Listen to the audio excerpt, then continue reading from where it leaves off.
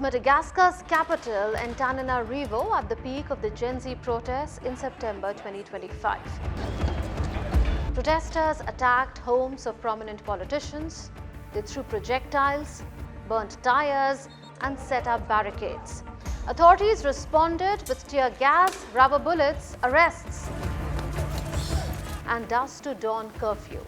At least 22 people were killed in clashes between protesters and the security forces.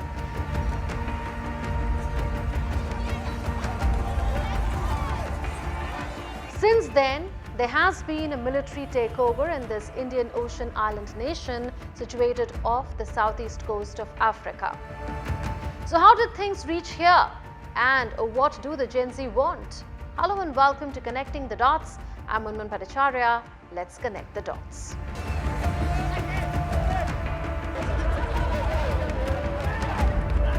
A severe water and electricity crisis sparked Gen Z protests on the 25th of September this year. Listen to some of the angry protesters.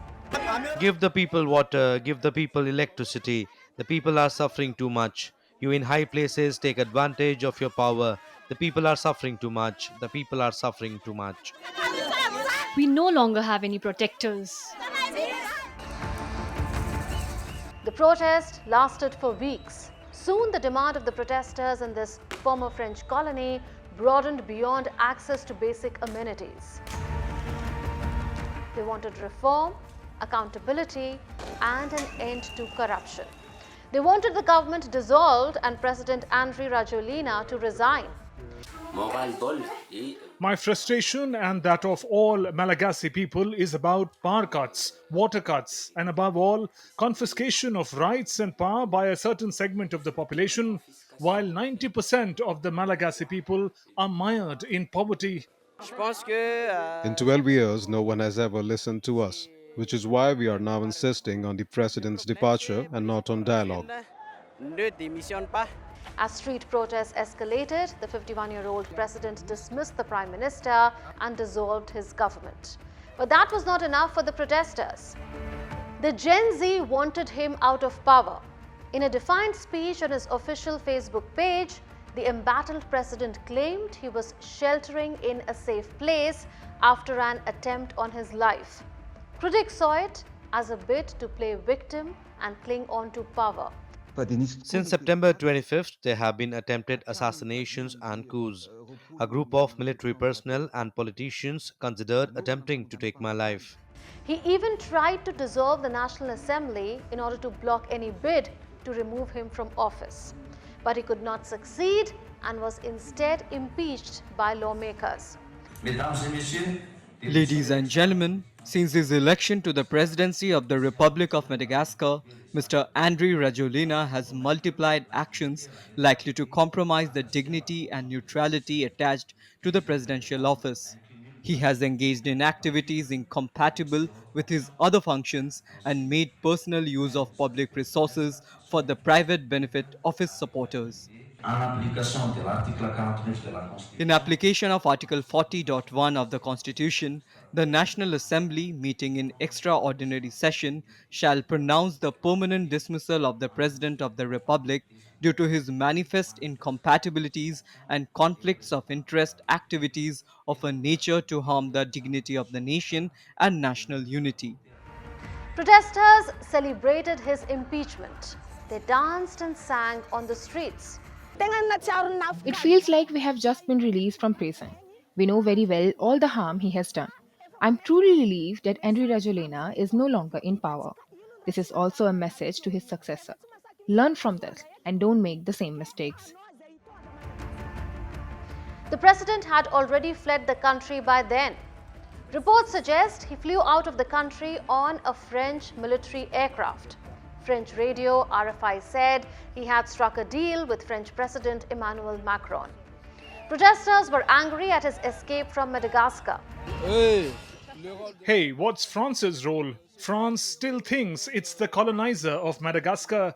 They keep manipulating those in power in Madagascar. Now this man, Colonel Michael Randrianirina, is Madagascar's new military ruler. On a pris la décision parce que We made the decision because, as I've explained several times, nothing is working in Madagascar. There is no president of the Senate, no government, nothing is working. So we have to take responsibility. That's it. gouvernement, il n'y a rien qui marche. Will you hold elections? Of course, of course. In 18 months at the earliest, 24 months at the latest. Au maximum, 24. So this is a transitional government. That's right, yeah. But the elections could be held sooner, with the country's new military ruler saying he will abide by the High Constitutional Court's decision to hold presidential polls within 60 days. We took responsibility yesterday when we made that declaration. Afterwards, the HCC issued its own statement. Once the HCC made its decision, we are people of the law. We follow what is legal. What the HCC did is lawful. It's true that it doesn't correspond to what we wanted to do or to what Gen Z expected, but that's the law, and we will all abide by it. In fact, the writing on the wall became clear for the embattled president after soldiers from the elite CAPSAT military unit, which helped Rajoelina seize power in a 2009 coup, publicly urged fellow troops to disobey orders and support the youth-led protests. CAPSAT forces announced the appointment of General Demosthene Picoulaz as the new Chief of Staff of the Malagasy Armed Forces. Soon, Colonel Michael Randrianirina, a senior CAPSAT officer who led the revolt, emerged as the de facto leader of the coup and declared that the military had assumed control.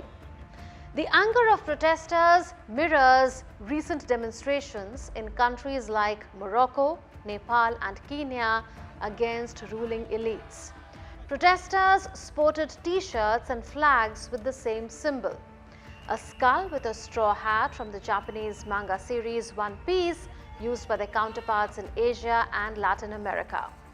While the military takeover has brought a certain level of order, peace is still fragile. Given Madagascar's poor socio-economic conditions, the task before the new dispensation is cut out. Its GDP per capita fell 45% between its independence from France in 1960 and 2020, and 75% of its population lives below the poverty line.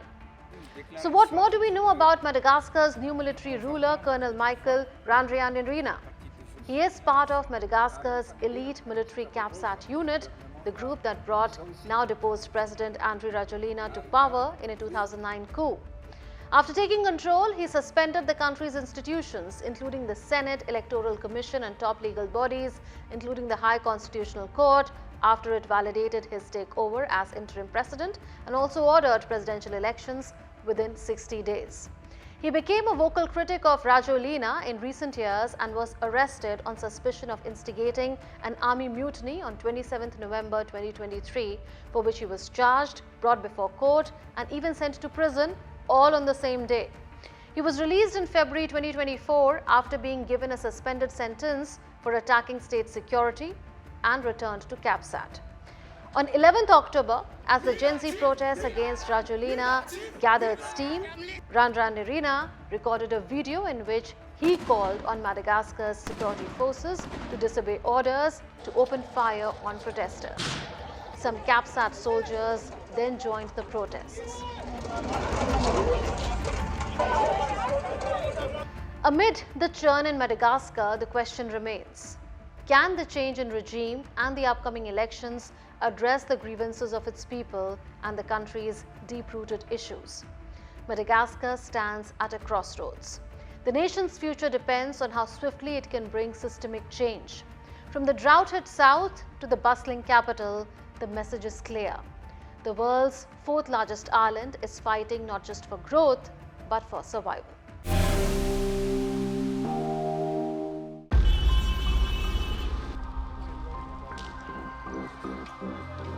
Children are being pulled into a war in Haiti. Some carry weapons, others watch from hiding. Many cannot go to school. They become victims and even tools of a conflict that has deep roots. This is the story of Haitian children in crossfire. Haiti is located in the Caribbean. Today, it is one of the most dangerous places in the Americas, especially for its children. Armed gangs control vast areas of the capital, Port-au-Prince and beyond. The police forces are weak. More than 1.3 million people have been internally displaced by gang violence. UNICEF says 680,000 children alone have already been forced from their homes, nearly double the number from just a year earlier. More than 1 million children in Haiti face critical food insecurity. The violence has shut down schools. 1 in 4 children is out of school, either because schools are under gang control, occupied by displaced families, or simply inaccessible due to fighting. Meanwhile, armed gangs recruit children, sometimes as young as 10. UNICEF reports that minors may make up half of all gang members. Schools that should be safe havens are shuttered, with over 1,600 schools affected in 1 year alone. And for children caught in the grip of armed groups, the situation is catastrophic. Recruitment of children has surged by 70% in just 1 year. And today, up to half of armed group members in Haiti are children, some barely 10 years old. We estimate up to half of the members of armed groups are children and adolescents. To understand how Haiti reached this point, we must look at the country's history, politics, and the rise of gang power. Haiti is the poorest nation in the Western Hemisphere. Government institutions have long been weak, corruption is rampant, services are fragile. When state systems fail, policing, justice, infrastructure, everything fails. This creates a vacuum, and this vacuum is quickly filled by gangs. They established local control zones. They manage roads, fuel deliveries, ports, and even basic services. Over time, some gangs became quasi-political actors, influencing power at the local level. It escalated in 2021. Haitian President Jovenel Moise was assassinated. His killing created a power vacuum. No strong elections have taken place since. With central authority collapsing, gangs expanded. They filled the gaps, many consolidated power, aligning with political or business interests. Some elites even saw them as power brokers. By 2023 and 2024, gangs were functioning like a quasi-state in parts of Port-au-Prince. They shut down ports, stopped fuel deliveries, blocked hospitals, and isolated entire communities. So how did they grow so strong? Access to weapons, money, and networks. Much of their income came from kidnappings, drug trafficking, extortion, and illicit deals. Benefactors ranged from international contacts to Haiti's fractured elite.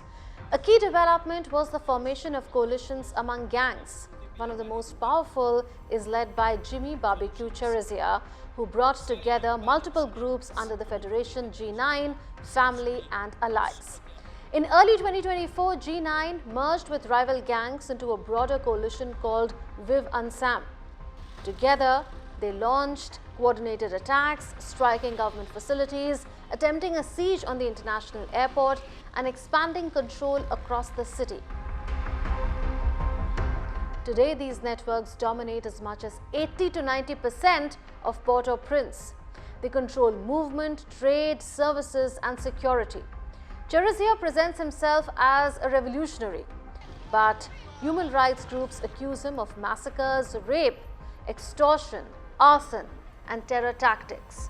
In 2025, the US indicted Cherizia for violating sanctions by raising funds to bankroll his operations.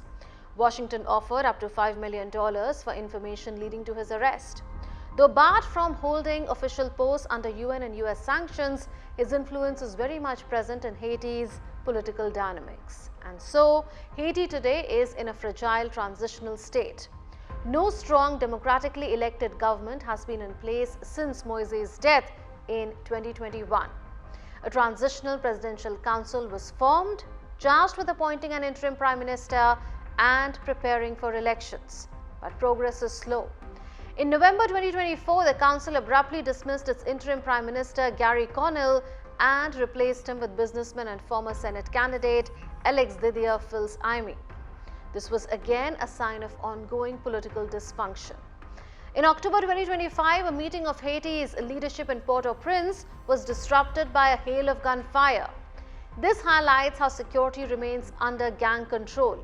The transitional government faces a deadline in February 2026 to dissolve and hand over power, but it may not be able to meet that mark. So on the ground, the state is weak and gangs are stronger than ever. Many Haitians see them as the default authority in their neighborhoods. Why are children in the crossfire? Gangs forcibly recruit children, often from very poor areas. Some children join under threat. Others see gang service as a way to survive, gain protection and earn money. Children may act as lookouts, carry weapons or ammunition, deliver messages or help transport goods. Girls may be assigned domestic roles but are also at high risk of sexual abuse. When gangs battle security forces or rival gangs battle each other, children are trapped in crossfire zones. Entire neighborhoods suffer collateral damage. Violence forces families to flee. Thousands of schools have closed, leaving children without education, often for years. Internal displacement means children lose communities, friends and stability. And as a result, the only option left in front of these children or youth who don't have education is to join these gangs. With gangs controlling infrastructure, farmers can't access markets, goods can't reach cities, and supply chains break. Health and water systems, clinics all suffer. More than half the population now need humanitarian aid. In September 2025, the UN Security Council passed a resolution which transforms the troubled Kenya-led Multinational Security Support or MSS mission into a more robust gang suppression force or GSF. The resolution aims to raise personnel from the current MSS ceiling of 2,500 to 5,550 police and soldiers. GSF will have the power to detain suspected gang members and a mandate to neutralize, isolate and deter gangs. Still, the new force has no clear deployment date yet, and many countries remain reluctant to commit troops or resources. The success of this mission will depend on sustained international backing and political will in Haiti. So in Haiti, children are not just victims. They have been turned into a battleground. They end up being human resources. They have become the casualty of a collapsed system. That's all on this edition of Connecting the Dots. We'll see you next week with more raging issues. Until then, it's a goodbye from all of us in the Delhi newsroom. This is Munmun Bhattacharya signing off. Take care and stay safe.